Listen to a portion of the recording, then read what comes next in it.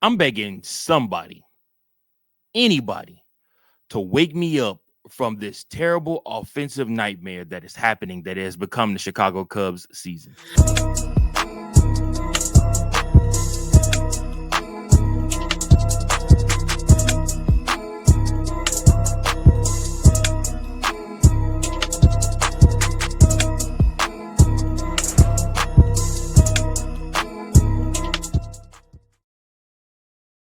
Welcome in, everybody, to another episode of Chicago Cubs Central, your number one spot for all things Chicago Cubs. I am your host, Mike Jones. Thank you so much for tuning in. Make sure that you like, share, and subscribe to the podcast so you don't miss any news, breaking news, any type of commentary, any videos, any live watch-alongs, or anything else that we have going on here on the channel. Shout out to everybody on Spotify and everybody on Apple and everybody watching on X as well as our YouTube following. Thank you guys so much for tuning in. Make sure that you guys go ahead and comment your thoughts below. Remember, this is the official voice of the Chicago Cub fans. So whatever you feel like you need to say, go ahead and say it. Also, Apple and Spotify users, can you guys go ahead and give me a 5-star rating? I would greatly appreciate it. That also helps the podcast get pushed out to other Chicago Cub fans that may not know that we exist. And I really want to reach as many people as we can with this dope podcast of ours, because we're a team. I need you guys just as much as you guys need me. So with that being said, yeah, man, Chicago Cubs went ahead and laid a nice little golden goose egg on Tuesday night, going up against those Toronto Blue Jays. 70-50 are the Toronto Blue Jays now. The Chicago Cubs dropped to 67-51. Well, I tell you, getting to 70 wins I thought was going to be a lot easier than it has been, man. The 60s for the Chicago Cubs, the 60-win mark and above, has been a struggle. My goodness, this team just looks all out of sorts, and the frustration is building. It's mounting by the day. In this game alone, you saw Kyle Tucker get upset, walk to the dugout, take his helmet off, and throw it. PCA, who struck out final to lose the game with the bases loaded, literally took his helmet off, immediately slammed it down right then and there, took off his gloves, started slamming those down. The Chicago Cubs just did not have it, and they have not had it. And, you know, I was going to come on and I was going to rant and I was going to rave and I was going to go all off about the team and stuff like that. But you guys honestly are tired of hearing that. I do not. The Chicago Cub fan is a lot more intelligent than I think some podcasters give us credit for. And for me, at this time and at this stage, this is what I've come to expect this team to be. Is it still upsetting? Yes. Did I think this team was going to come in here tonight and beat the Blue Jays? I hope they did, but my hopes weren't. I mean, I wasn't gonna be crushed if they didn't. And it's unfortunate to look at this team like this, but we're looking at a team now that is basically in each series pretty much guaranteed to probably only win one game out of that series. Now that's enough baseball to still probably get you around 80 some odd wins, probably around 88, 89 wins, maybe, hopefully. But at the same time, like I said, I mean, I don't have much expectation for the Chicago Cubs in the playoffs. I mean, Javier Assad returned tonight. Miguel Amaya will probably play tomorrow for Carson Kelly because Carson Kelly sucked ass again tonight. But I mean, I just, coming from where we were, where pre-All-Star break, we were talking about World Series. I mean, to me, that's out the window. I don't think that that's the case. Some of my more seasoned Cubs fans, they like to comment on these videos, like to tell me, like, Mike, listen, this team is going to come. Shout out to my man, Steven. He always watches and always comments. He's, Mike, this team is going to break your heart. This team is also going to make you feel all different types of feelings. And Steven, I know, has been a Cub fan for a long time. You can comment below, Steven. Tell everybody how long you've been a Cub fan for.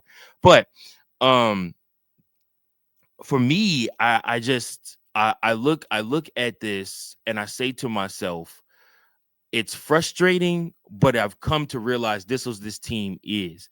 If we're not getting spectacular pitching, I'm talking about little to no margin for error. this Chicago Cubs team isn't going to win. Point blank, period. I mean, your pitchers have to be on point. And I'm talking about striking everybody out or getting easy outs, because that's the only way. Javier Assad returned in this game to the mound. I was originally ecstatic to know that Javier Assad was coming back and that he would be pitching in place of Ben Brown, because I thought that was just throwing up another L right then and there. And I've been hyping up Javier Assad, and I do still like Javier Assad's pitch mix. It still is the same issue it's always been, though. Javi fails to get that last, like, he can get you to 2 strikes. Saw it a bunch tonight. If you watch the game, he can get you to 2 strikes, just cannot get that out. It usually either ends up in a base hit or a pop out or a fly out or something like that, or a home run. Again, that's kind of been his character. That's always been him since he debuted up on the main roster when he was pitching for David Ross. Guy has great stuff. I think Javier Assad has great stuff. I think having a pitcher like him in your bullpen that can eat up long innings is wonderful. But again, he still has shown he has not progressed enough with his pitch mix to be able to get that last strike to get the out, which is unfortunate because the Chicago Cubs needed a performance out of him after dropping 2 to St. Louis. But, hey, listen, it is what it is, man. At this point, this is what the Cubs are, man. This is what they are. If the thumbnail for this video didn't tell you anything else, this is this is who they are. This is who they are. This is who this team is. And we have to come to realize that this is who this team is. And, I mean, enjoy it for what it is. Enjoy what you can enjoy about the game. Still root them on. I was talking to Tyrone. He was pretty upset tonight too. And he was talking, and he was like, "Bro, they going out like some hoes." And I'm like, "Bro, I mean, I can't disagree with you in that, but at the same time, I mean, this is who they are." It was fun. It was a fun 2 months of baseball. The comebacks, the dominating teams, the offense like we had never seen before. Like, man, I'm like, yo, this is a World Series team here, man. This is who they are. This is who the Chicago Cubs are. Who do I blame majority for this? Tom Ricketts. Who else shares some of the blame? Jed Hoyer. Who also shares the blame? Craig Counsell. I think the failure for this team to be able to make adjustments, like you have Owen Casey, who just hit his 22nd home run tonight. You have Moises Ballesteros, who got the last really big clutch hit for the Chicago Cubs the last time they faced Milwaukee. And they're coming up on facing Milwaukee again in a week. And still, you look at this team and you look at what they're doing and you say to yourself, this is just sad. It's just sad. You look at this season and you say, what could have been? What could have been? But you can't harp on it. You can't harp on it. Greg Counsell clearly ain't harping on it. He looks like he don't give 2 Fs. Like every single night, they stick a camera in his face. They put a light on him. His hair looks all crazy after he takes his hat off. And he sits there and tells you, well, I mean, we just didn't generate enough runs. I mean, that's all that's to it. Or, oh, no, this is a really good offense. We have a really good offense here. And what's crazy is Craig Counsell has been saying this for a month and a half. Just about. And this team has not proven that in a month and a half that they're a really good offense. This isn't a slump. This is who they are. The other stuff, what you saw 2 months ago, that was them playing above their means. This is who this team is. I mean, I don't know what else to tell you guys. There was a moment in this game where I tweeted out that, the Chicago Cubs failed to put somebody behind Kyle Tucker, because when you put a lot of pressure on Kyle, and a lot of times PCA or Seiya Suzuki was taking that pressure off of him, but teams know they can intentionally walk Kyle Tucker, because they can either get a ground out or a strikeout on the guy that's coming up after him. Because PCA has been struggling for the longest. And for some god-awful reason, Craig Counsell decided to put Carson Kelly behind Kyle Tucker today. So you look at the Chicago Cubs team, man, and this is who they are. Say Suzuki right before him pops out, flies out, can't even get that one run across. That was at third base. I mean, it's the same stuff, y'all.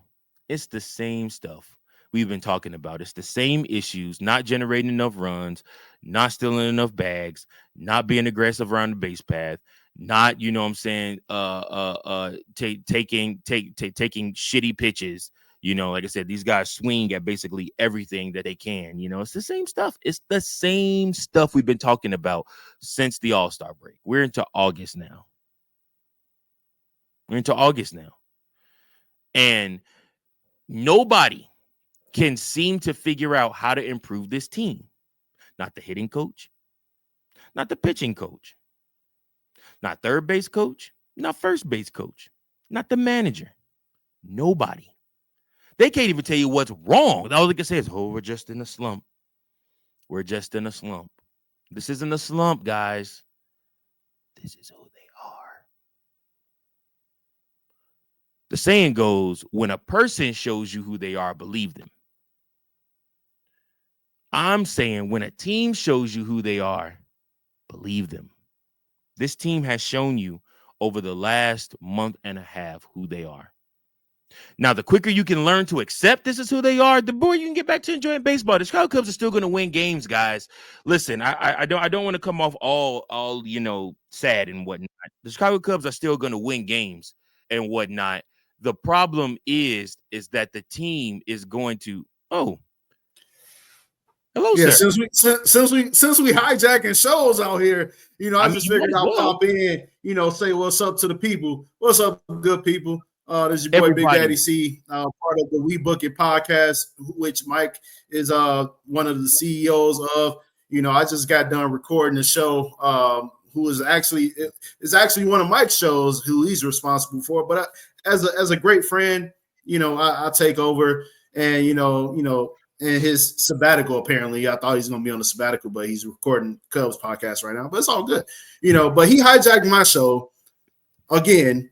He hijacked it yesterday for Monday Night Raw, and he hijacked the show today for WWE NXT. So I just figured I'd pop in and say what's up. Cubs took an L today, but we're going to bounce back. So that's all I got to say. I'm not going to, sit here and bloat about my accomplishments like he does, but it's all good. That's all I got to say. The Cubs, we're going to bounce back. We took an L. I'm gone. Peace. Oh, man, that's my boy. That's my brother, Big C. Appreciate you, man, for dropping by for a second. Okay, so, yeah, I mean, Chicago Cubs do play baseball again on Wednesday. They have a game against the same Toronto Blue Jays. One of their not-so-good pitchers, Kevin Gausman, is going to be on the mound. He is a right-hand pitcher. He has an ERA of 3.85. The Chicago Cubs will send out Cade Horton, who has been clutch for the Chicago Cubs this season. He has a 6-3 record, a 3.18 ERA, 135 innings pitched for Gausman, 79 innings pitched for Horton.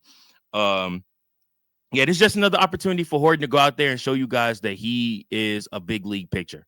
Point blank, period. I mean, I think the Chicago Cubs should probably get their 68th win tomorrow, but I mean, we don't really know. We can't assume anything with this team now these days. So yeah, I mean, like I said, I hope that they are able to get the win, but I mean, we don't really know. It's just been unfortunate, been a very, very unfortunate turn of events in the season for this team. Nobody has the answers. Nobody knows why. Craig Counsell can run off all the numbers he wants to, but he can't even tell you why, because the numbers don't even tell you why. The numbers tell you actually this team should be around 75, almost to 76 wins right now during the season. However, instead we find ourselves 67-51, which is still a great record. I mean, better than we've had in years past.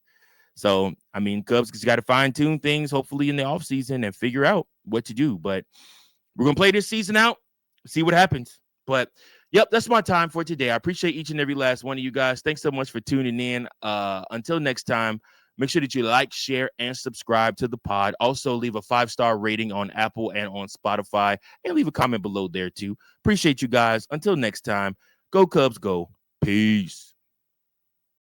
Thank you for watching another episode of Chicago Cubs Central, the #1 spot for all Chicago Cubs content. Remember to like, share, subscribe for more Cubs content.